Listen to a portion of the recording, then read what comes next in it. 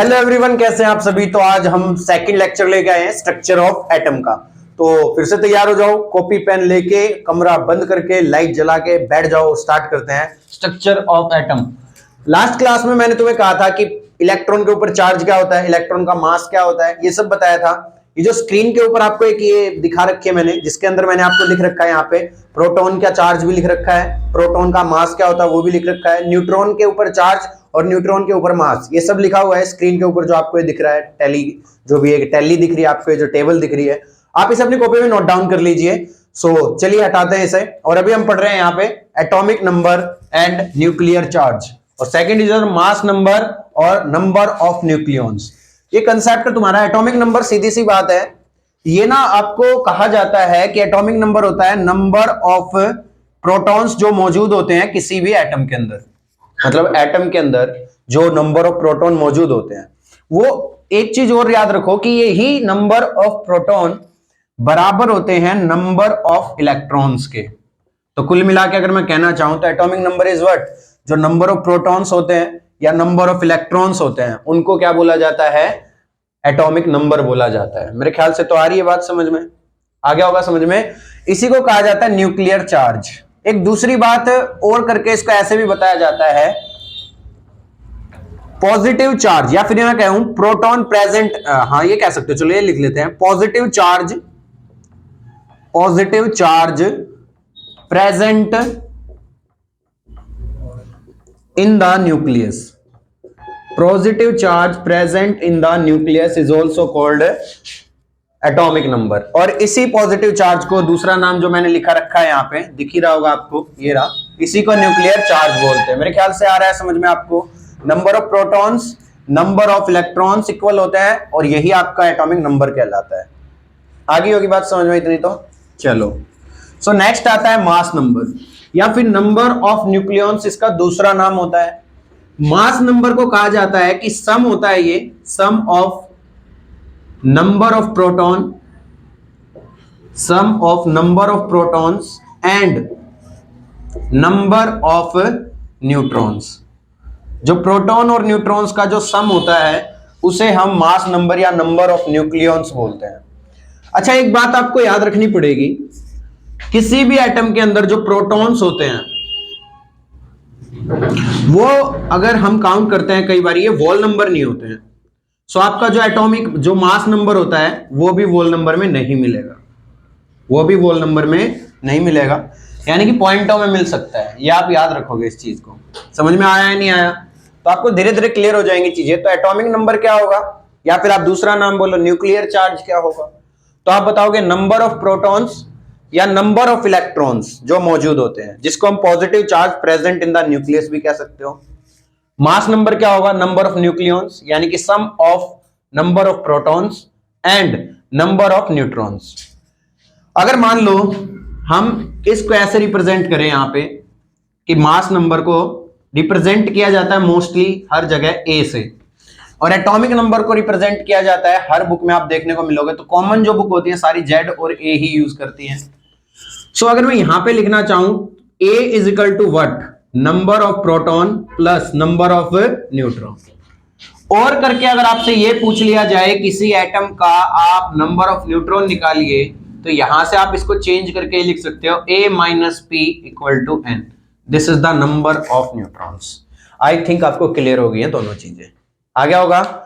यहां तक क्लियर है तो नेक्स्ट टॉपिक अब हम पढ़ने वाले हैं, इन्हीं के बेस पर कुछ, यानी कि नंबर ऑफ इलेक्ट्रॉन्स या नंबर ऑफ प्रोटॉन्स बोलूं, और नंबर ऑफ न्यूट्रॉन्स, यानी कि तीन चीजें आपके पास हैं, प्रोटॉन है, इलेक्ट्रॉन है, न्यूट्रॉन है। ये तीन जो पार्टिकल्स आपके पास हैं, इन पार्टिकल्स को सब एटम्स भी बोलते हैं। तो आप कंफ्यूजन ना हो, अगर आपकी बुक में आपको देखने को मिल जाए सब एटम्स वर्ड, तो आप क्लियर रखेंगे दिमाग के अंदर कि सब एटम जो लिखा हुआ है इन्होंने, वो लिखा हुआ है इलेक्ट्रॉन, प्रोटॉन और न्यूट्रॉन को।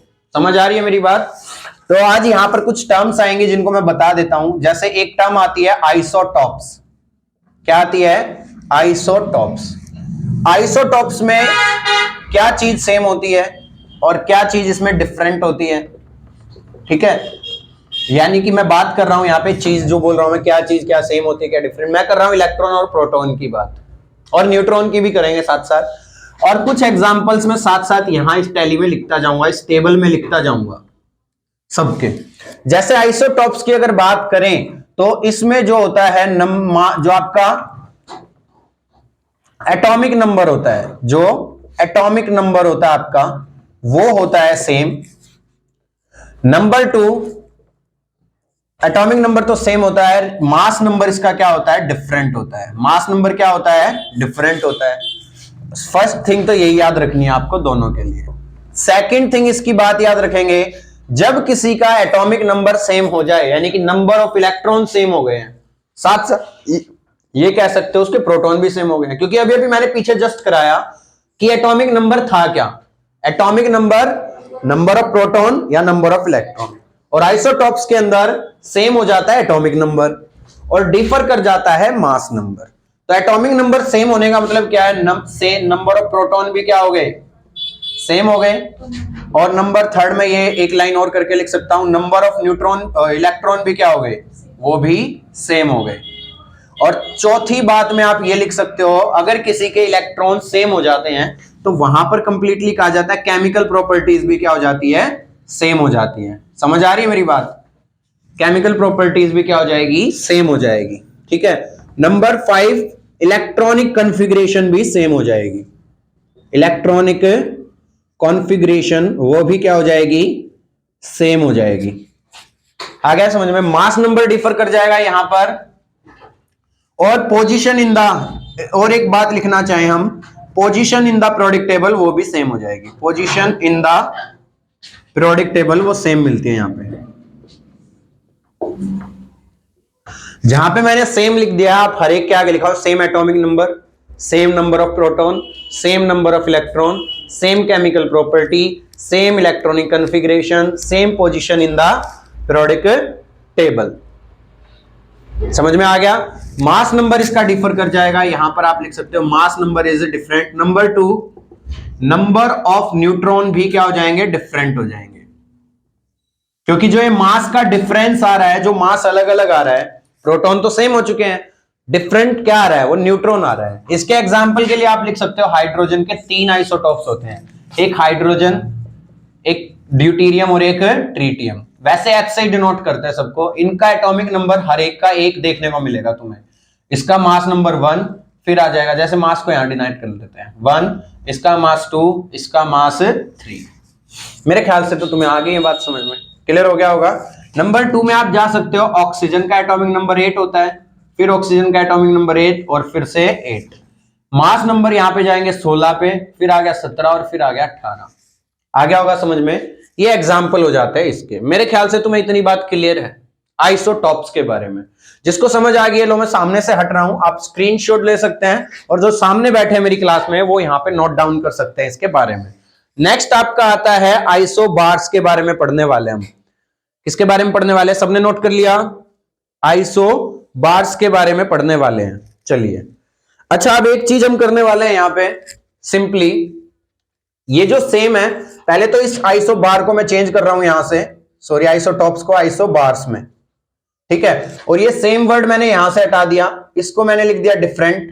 थोड़ा ध्यान देना मैं कर क्या रहा हूं, इसको मैंने लिख दिया यहां पे डिफरेंट और इसको मैंने लिख दिया यहां पे सेम। समझ आ रही है मेरी बात, इसको मैंने लिख दिया यहां पे सेम और इसको लिख दिया मैंने यहां पे डिफरेंट। तो सिंपली आइसोबार्स क्या होंगे, डिफरेंट क्या होगा, atomic number, different number of proton, different number of electron. वैसे इक्वली होते हैं ये तो। केमिकल प्रॉपर्टी डिफर कर जाएगी, इलेक्ट्रॉनिक कॉन्फ़िगरेशन डिफर कर जाएगी और position in the periodic table भी डिफर कर जाएगी।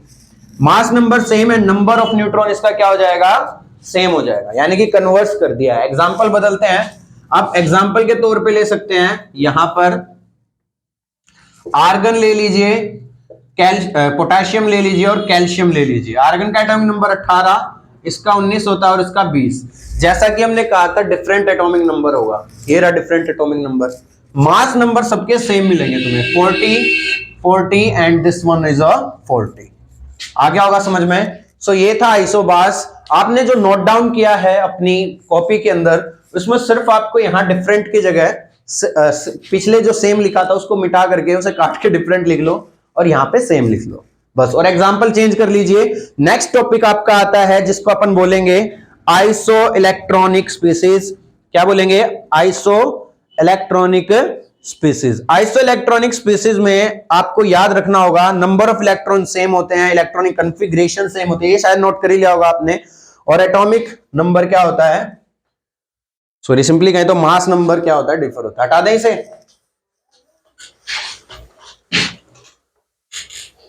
अच्छा ये क्यों, हम टेबल क्यों छेड़ रहे हैं अपनी?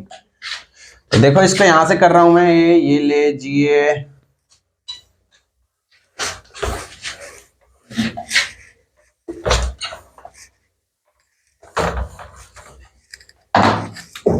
नेक्स्ट आती है आपकी iso electronic species. Iso electronic species यहां पे लिखते हैं अपन सेम, और यहां पे लिखते हैं वही अपना जो लिखा आपने पीछे, डिफरेंट। और ये आ गए आपके एग्जांपल्स। ठीक है। आइसो इलेक्ट्रॉनिक स्पीसीज में सेम हो जाते हैं नंबर ऑफ इलेक्ट्रॉन। क्या हो जाते हैं? नंबर ऑफ इलेक्ट्रॉन्स क्या होंगे इसके अंदर आपको देखने को मिलेंगे सेम। ठीक है, नंबर ऑफ इलेक्ट्रॉन्स आपको देखने को मिलेंगे सेम, और डिफरेंट आपको देखने को मिलता है मास नंबर। समझ रहे हो ना मेरी बात को? नंबर ऑफ इलेक्ट्रॉन देखने को मिलते हैं सेम, और डिफरेंट होता है मास नंबर। एग्जांपल के तौर पर आप लिख सकते हो, जैसे मैं लिख दूं यहां पर CO2 एंड N2O ले लो। इनके अंदर नंबर ऑफ इलेक्ट्रॉन आपको देखने को मिलेंगे सेम, लेकिन मास नंबर इनका आपको डिफरेंट देखने को मिल जाएगा, CO2 और N2O। ठीक है, इसके अलावा आप ये ले सकते हो COCN नेगेटिव, COCN नेगेटिव ये भी ले सकते हो, ये भी आपको देखने को मिल जाएंगे। ठीक है, ये इसके एग्जाम्पल्स हो जाते हैं। ठीक है, अगर मैं किसी के इलेक्ट्रॉन्स को सेम कर देता हूं तो उसका इलेक्ट्रॉनिक कॉन्फ़िगरेशन क्या हो जाती है? सेम ही हो जाती है ना? इलेक्ट्रॉनिक कॉन्फ़िगरेशन क्या हो जाती है? सेम। कई बच्चे कह रहे होंगे सर हमें इलेक्ट्रॉनिक कॉन्फ़िगरेशन वर्ड समझ नहीं आ रहा, तो आप याद रखो कि ये वाली टर्म आपको क्लियर हो जाएगी चैप्टर पढ़ते पढ़ते, क्योंकि मैं इसको करवाऊंगा लेक्चर में। अभी सिंपली याद रखो कि इलेक्ट्रॉनिक कॉन्फ़िगरेशन कोई वर्ड होता है जो नया सा तुम्हारे सामने आया और उसको हम पढ़ रहे हैं। ठीक है, सेम होता है वो, अभी इतना याद रखो। इलेक्ट्रॉन तो तुम्हें याद ही हो गया, इलेक्ट्रॉनिक आइसो इलेक्ट्रॉनिक स्पीसीज हो जाती है।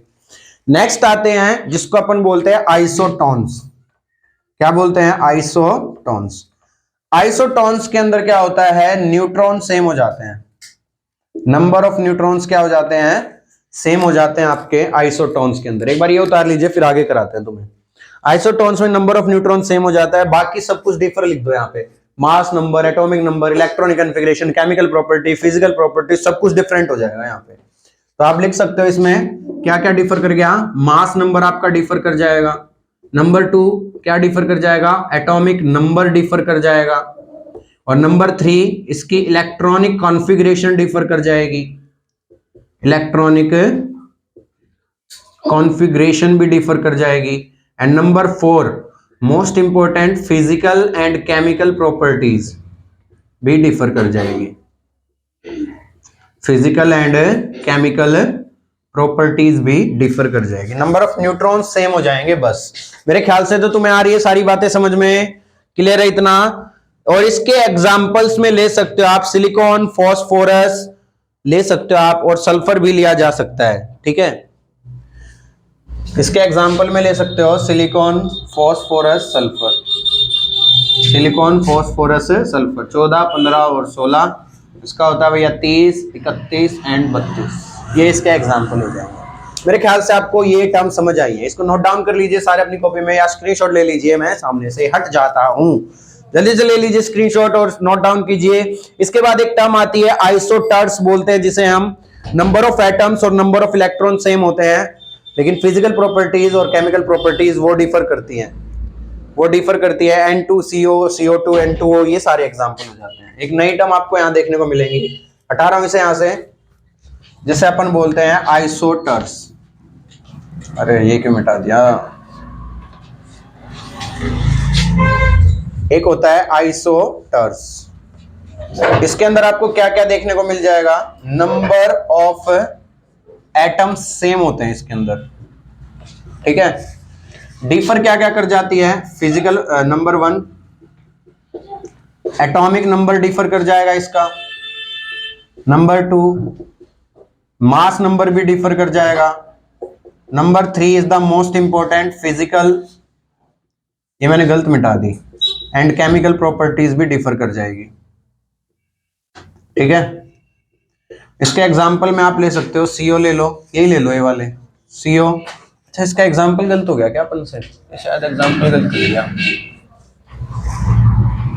जैसे इसका आ गया O2 नेगेटिव F नेगेटिव, ये ले लो, ये इसका एग्जांपल ठीक है। इसके अंदर देखो 8 एटॉमिक नंबर होता है ऑक्सीजन का, 2 इलेक्ट्रॉन ऐड हो गए, टोटल इलेक्ट्रॉन कितने हो गए 10। फ्लोरीन का एटॉमिक नंबर होता है 9, ये 1 माइनस का मतलब 1 इलेक्ट्रॉन इसके अंदर ऐड हो गया है, तो फ्लोरीन के अंदर एटॉमिक कितने हो गए, फिर से 10 इलेक्ट्रॉन हो गए, ये लिख लो इसको, ये सही रहेगा तुम्हारा। और इसका हो गया CO एंड N2O, ये ले लो, ये सही रहेगा। इसके ये एग्जाम्पल हो गए तुम्हारे। तो ये कुछ टर्म्स थी जो तुम्हें मैंने सिखाई है यहाँ पे, तो इनको याद रखना पड़ेगा तुम्हें। आइसो इलेक्ट्रॉनिक में नंबर ऑफ इलेक्ट्रॉन सेम हो जाएंगे। अब नंबर ऑफ इलेक्ट्रॉन आप सेम कर दो स्पीसीज के अंदर, कोई भी आइटम लो उसमें लॉस करा लो या गेन करा लो, सेम हो जाएंगे। जैसे मैं एक और एग्जांपल देखो इसका, आइसो इलेक्ट्रॉनिक स्पीसीज का, हीलियम का एटॉमिक नंबर 2 होता है, इसके अंदर कितने इलेक्ट्रॉन है 2। वहीं पे लिथियम का एटॉमिक नंबर होता है 3, लेकिन मैं लिथियम पॉजिटिव करूंगा, पॉजिटिव का मतलब 1 इलेक्ट्रॉन मैंने निकाल लिया उसमें से, समझ रहे हो ना। तो जैसे ही निकाल लिया इसका भी 2 हो गया एटॉमिक नंबर। तो ये देखो, ये दोनों आइसो इलेक्ट्रॉनिक स्पीसीज में काउंट की जाएंगी। सो यहाँ पे आपको याद रखना पड़ेगा आइसो इलेक्ट्रॉनिक स्पीसीज इस प्रकार की होती हैं। और सेकंड वन आपको याद रखना पड़ेगा आइसोटर्स, जो कि एक नया टर्म आपको देखने को मिलेगा जो शायद कई बुक्स में ना मिले। सो ये चीजें हैं जो आपको याद रखनी है, इंपॉर्टेंट टर्म्स हैं। यानी कि सबसे पहले हमने लेक्चर की जब शुरुआत की तो उसमें हमने पढ़ा क्या, number of electron, proton and neutron, तीनों के बारे में स्टडी किया। जब मैंने न्यूट्रॉन और प्रोटॉन को जोड़ दिया तो वही हमने बोल दिया एटॉमिक मास या मास नंबर या नंबर ऑफ न्यूक्लियॉन्स भी बोल दिया। इसके अलावा एटॉमिक नंबर को हमने क्या कहा कि जो इलेक्ट्रॉन प्रेजेंट है वही प्रोटॉन के, जो इलेक्ट्रॉन प्रेजेंट है वही प्रोटॉन के बराबर है, और यही हमारा एटॉमिक नंबर होता है। समझ में आ गया, यही हमने पढ़ा था। फिर उन इलेक्ट्रॉन और प्रोटॉन के बेस पर हमने कई सारे तरीके के छोटे छोटे टर्म्स जाने हैं, जो कि हमने नाम दिया आइसोटॉप्स का, आइसोबार्स का, आइसो इलेक्ट्रॉनिक स्पीसीज का, आइसोटॉन्स का एंड आइसोटर्स का। सो ये चीज आपको याद रखनी है, पेपर में इनमें से क्वेश्चन पूछे जा सकते हैं, ठीक है। हाँ वैसे मैं तुम्हें क्वेश्चंस भी साथ साथ प्रैक्टिस करवाऊंगा हर टॉपिक के। जैसे ये टॉपिक आज हो गया, 2 वीडियोस हो गई हैं, उन 2 वीडियोस के क्वेश्चन इससे नेक्स्ट वीडियो में हम पढ़ेंगे, जो कि पास्ट सीबीएसई में आए हैं, साथ साथ नेट में भी रिपीट हुए हैं, और एक आधा क्वेश्चन जो जेई वगैरह में भी आया वो भी साथ साथ कर लेंगे यहाँ पे, ठीक है। सो नेक्स्ट वीडियो क्वेश्चन से करेंगे हम, फिर इसके बाद जो नए कंसेप्ट आएंगे वो जानेंगे, ठीक है। इतना तो क्लियर हो गया होगा तुम्हें। चलो भाई, तो ये चीज आपको समझ आई गई है। तो नेक्स्ट अब हम पढ़ने वाले हैं, नेक्स्ट टॉपिक जो आपका होता है, जो मोस्ट इंपोर्टेंट टॉपिक है ना, वही पढ़ रहे हैं। अच्छा, अब ये जो हमने पढ़े, इलेक्ट्रॉन के बारे में पढ़ा, प्रोटॉन के बारे में पढ़ा, न्यूट्रॉन के बारे में पढ़ा, एक चीज मैंने तुम्हें कल ही बताई थी, इलेक्ट्रॉन के ऊपर चार्ज क्या होता है बताना, नेगेटिव। वही मैंने बताया था प्रोटॉन के ऊपर चार्ज क्या होता है, पॉजिटिव। वही हमने पढ़ा था न्यूट्रॉन के ऊपर चार्ज क्या होता है, कोई चार्ज ही नहीं होता, यानी कि 0। ये चीज पढ़ी थी।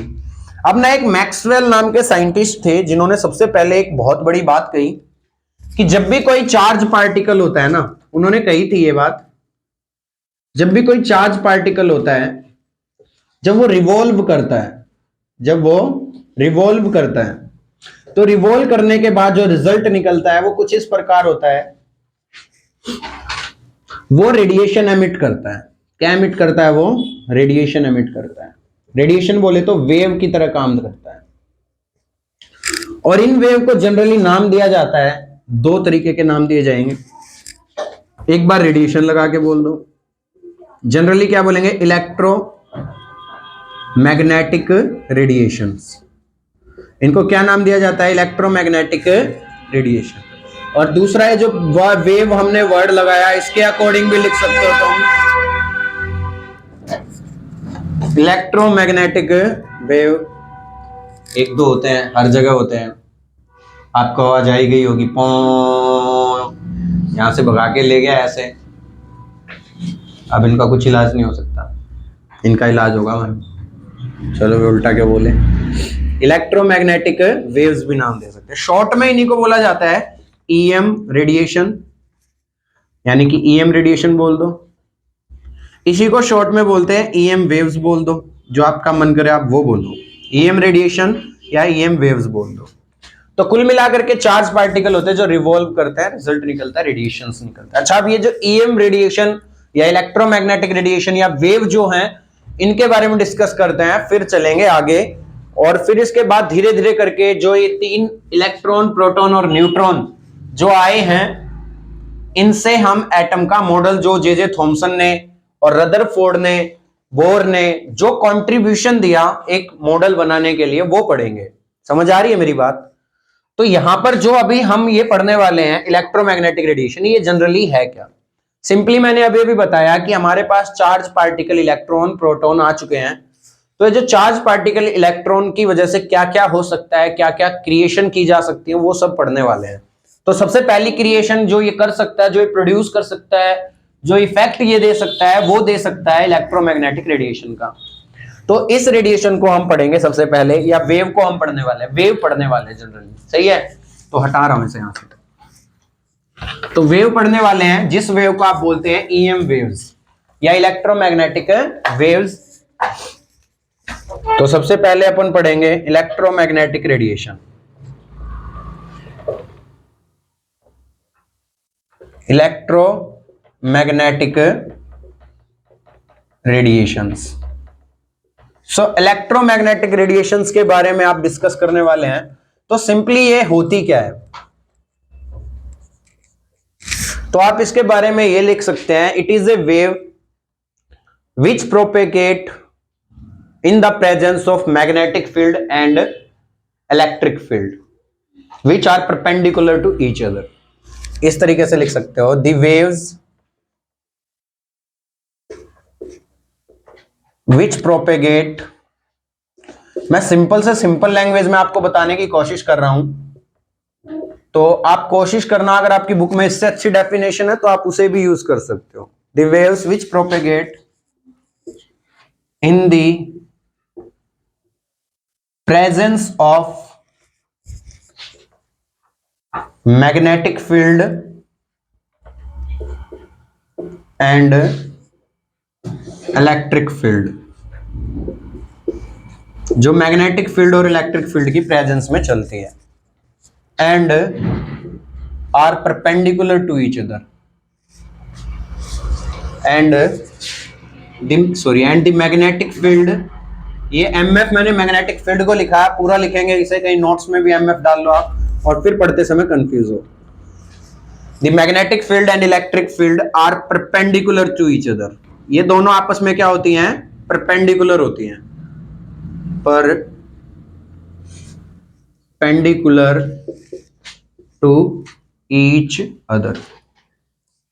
सो सिंपली मैं आपको यह कहना चाहता हूं कि इलेक्ट्रिक फील्ड और मैग्नेटिक फील्ड दोनों परपेंडिकुलरली प्रोपेगेट करती हैं, जिनके बीच से कुछ इस तरीके से प्रोपेगेट करती है आपकी इलेक्ट्रोमैग्नेटिक वेव। मेरे ख्याल से तो क्लियर हो रही है ना बात?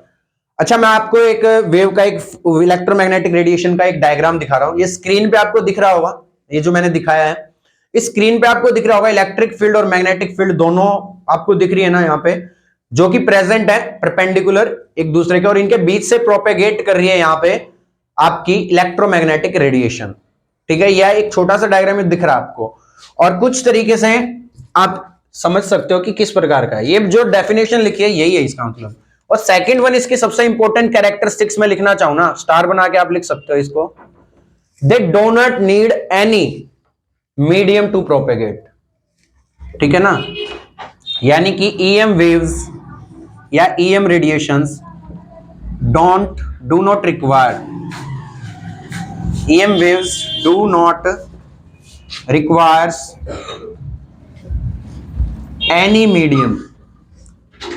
any medium to propagate। इन्हें किसी भी मीडियम की जरूरत नहीं है प्रोपेगेट होने के लिए। अच्छा, ये जो मैंने लिखा है क्या लिख दिया सर? मतलब कोई भी वेव है, जैसे मैं बोल रहा हूं यहां पे, मेरी जो आवाज है वो आप तक पहुंच रही है। जैसे तुम तो लीड वगैरह लगा के बैठे हो, तो तुम तो इलेक्ट्रोमैग्नेटिक रेडिएशन का यूज कर रहे हो। जो सामने लाइव बच्चे बैठे हैं, ये जो मेरी आवाज को सुन रहे हैं किस वजह से सुन पा रहे हैं? EM waves do not requires any medium, यानी कि मेरी आवाज को पहुंचने के लिए तो मीडियम की जरूरत है, जिसे आप एयर बोल रहे हो, लेकिन इसको एक जगह से दूसरी जगह जाने के लिए कोई मीडियम नहीं चाहिए। समझ में आ गया? यानी कि जो स्पेस में चले जाते हैं वो वहां पर जाने के बाद जो एक दूसरे की बात सुन पाते हैं वो उनके कान में लगा होता है माइक्रोफोन, और उस माइक्रोफोन में जो रेडिएशन जाती है वो इस रूप में जाती है, जिसकी वजह से वो सुन पाते हैं एक दूसरे को। यानी कि वहां तो मीडियम नहीं है लेकिन फिर भी बात कर पाते हैं, just because of the EM waves. Clear हो गया? EM वेव्स बहुत तरीके की होती है, धीरे धीरे करके सारी बताऊंगा। अभी तो मेन बातें थी जो मैंने बता दी इसके बारे में, ये दो। अब किसी भी वेव के बारे में अगर आपको जानना होता है, जैसे अगर हम किसी भी चीज की कैरेक्टरिस्टिक्स, किसी के बारे में डिटेल जानना चाहते हैं, तो उसके कुछ फैक्टर्स होते हैं जिनको हमें जानना जरूरी होता है। उसी तरीके से इलेक्ट्रोमैग्नेटिक वेव या कोई भी वेव हो, उसके लिए 4 से 5 फैक्टर होते हैं जो बहुत इंपॉर्टेंट रोल प्ले करते हैं, उनके बारे में इंफॉर्मेशन देते हैं। समझ रहे हो मेरी बात को? तो वो जो 4 से 5 फैक्टर किसी भी वेव की डिटेल इंफॉर्मेशन देते हैं या किसी भी वेव की कैरेक्टरिस्टिक्स को बताते हैं, वो पढ़ते हैं अभी। तो सबसे पहला मैं लिखने वाला हूं वेवलेंथ, यानी कि वेव में जो सबसे पहला इंपॉर्टेंट कैरेक्टरिस्टिक्स होता है वो होता है वेवलेंथ। तो वेवलेंथ किसी भी वेव के बारे में बताने का पहला साधन है, पहला रास्ता है। तो ये तो आपको आ गया होगा समझ में यहाँ पे, ठीक है? वेवलेंथ किसी भी वेव के बारे में बताने का पहला साधन होता है, तरीका होता है कि हम उसको इजीली बता सकते हैं। So characteristics of a waves,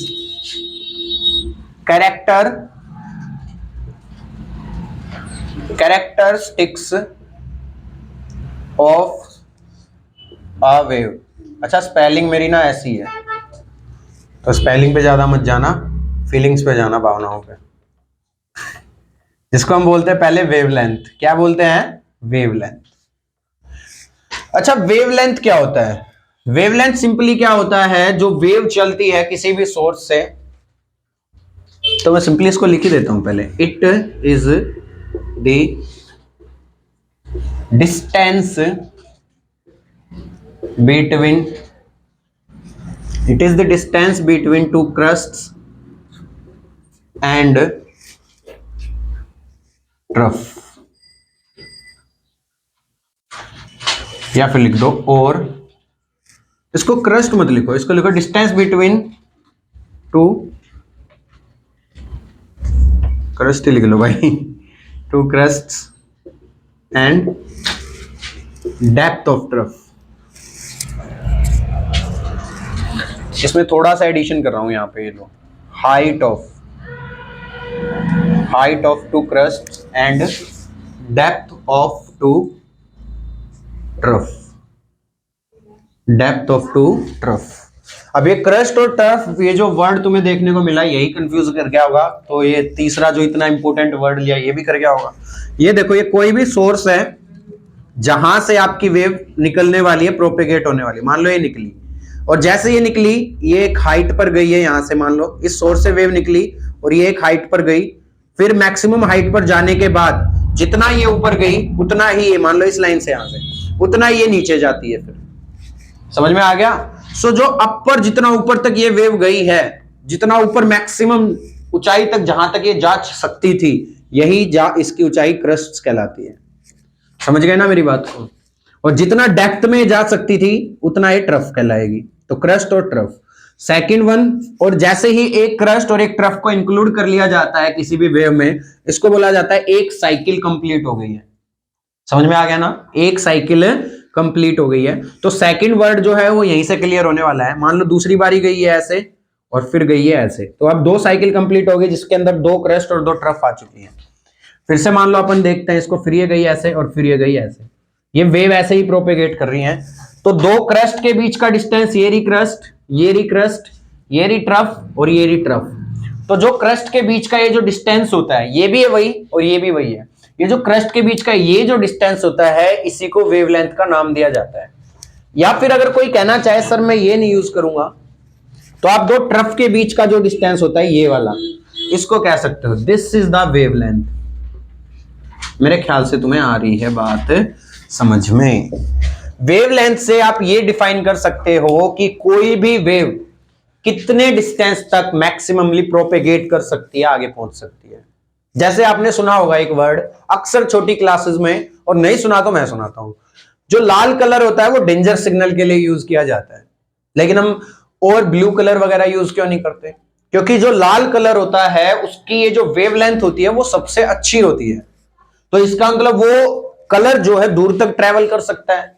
colour travel करने का मतलब यहां पर क्या है कि उसमें से जो रेडिएशन निकल रही है, जो इलेक्ट्रोमैग्नेटिक रेडिएशन निकल रही है, जो वेव निकल रही है, वो दूर तक ट्रेवल कर रही है। तो इससे एक नई बात सीखने को मिली होगी कि जितने भी कलर हैं वो कौन सी रेडिएशन दे रहे हैं? Electromagnetic radiation.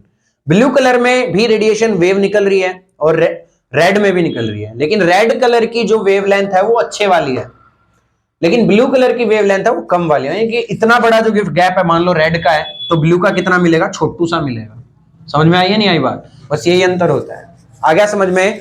दूसरी सबसे इंपॉर्टेंट बात, जो वेवलेंथ होती है, जो आपकी वेवलेंथ होती है, इसको डिनोट किया जाता है। डिनोट बोले तो रिप्रेजेंट किया जाता है। एक वी बनाते हैं उल्टा, ऐसे रुक जाओ एक सेकंड रुको, रिप्रेजेंट किया जाता है इसको ऐसे, उल्टा वी बना के इसे थोड़ा बड़ा कर दो, यानी कि उल्टा वाई बोलते हैं इसे। और सिंपली जो हमारी साइंस बोलते हैं वो बोलते हैं लैम्बडा। क्या बोलती है? Lambda. And the value of lambda always measures, measure किस में की जाती है? जैसे घर से तुम्हारी मम्मी तुम्हें भेज दे, जाओ चीनी लेके आओ, तो तुम लेके आते हो किलो में, 1 किलो 2 किलो। दूध के लिए भेज देती है तो तुम दूध ले आते हो 1 लीटर 2 लीटर, लीटर में माप रहे हो लिक्विड को, केजी में माप रहे हो सॉलिड को। इसको मापेंगे हम किसके अंदर? एंगस्ट्रॉम के अंदर। किसके अंदर मांगे हुए? मापेंगे एंगस्ट्रॉम के अंदर मापते हैं। एंगस्ट्रॉम का सिंबल कुछ इस तरीके का होता है, ए के ऊपर ये छोटी सी जीरो बना दी जाती है। जैसे 1 किलो के अंदर 1000 मिलीग्राम होते हैं, 1 किलोग्राम के अंदर 1000 मिलीग्राम होते हैं, वैसे ही एक एंगस्ट्रॉम के अंदर होता है 10 की power -10 metre. Not even angstrom, इसको आप माप सकते हो। मेजर करने का एक और तरीका होता है, इसी को माइक्रोन में मापते हैं। किसमें मापते हैं? माइक्रोन में भी माप सकते हो आप इसे। माइक्रोन को ऐसे लिखेंगे म्यू, यू लिख के ऐसे इसकी टोपी से खींच दो, और 1 माइक्रोन इजिकल टू किसके होता है? 10 की पावर -6 मीटर के। जरूरी नहीं आप माइक्रोन में मापो, आप इस नैनोमीटर में भी माप सकते हो इसे। इसमें माप सकते हो नैनोमीटर में। और नैनोमीटर में अगर मापोगे तो 1 नैनोमीटर की जो वैल्यू होती है वो होती है 10 की पावर -9 मीटर। तो आप 3 तरीके से वेवलेंथ को मेजर कर सकते हो, यानी कि जो रेडिएशन निकलेगी, ये जो डिस्टेंस होगा, इसको आप या तो एंगस्ट्रॉम में मापिए, या आप मापिए माइक्रोन में, या आप मापिए नैनोमीटर में। समझ में आ गया? तो सबसे पहले most important factor is your wavelength, जिसके बेस पर हम किसी वेव के बारे में डिस्कस कर सकते हैं, उसके बारे में जान सकते हैं। सो ये बातें आपको याद रखनी पड़ेंगी। क्लियर हो गया? Second one is the velocity, third one is the frequency, next one is the time period, and wave number are the most important factors जिनके बेस पर हम किसी वेव को डिफाइन करते हैं। सो ये वीडियो लंबी ना हो इसलिए यहीं पर इसको स्टॉप कर रहा हूं मैं, वेवलेंथ तक ही। कल हम पढ़ेंगे इसकी और दो दूसरे फैक्टर हैं। कल इस फैक्टर को नई वीडियो में जब दोबारा बताऊंगा तो उसमें रिपीट कर दूंगा, ठीक है, वेवलेंथ को। सो वेव के फैक्टर पढ़ेंगे नेक्स्ट वीडियो में, और इनसे रिलेटेड जो क्वेश्चंस बनने वाले हैं, जैसे नीट में जो बन सकते हैं, सीबीएसई के पास टेस्ट जो क्वेश्चंस हैं, वो डिस्कस करेंगे। समझ में आ गई बात? तो ये वीडियो पूरी देख करके तब उस वीडियो को देखना, और तब तक के लिए इन नोट्स को रिवाइज करते रहें, मस्त मजे से पढ़ते रहें, और हेल्दी रहें, अपने आसपास सफाई रखेंगे। नई वीडियो में फिर से मिलेंगे। Bye bye.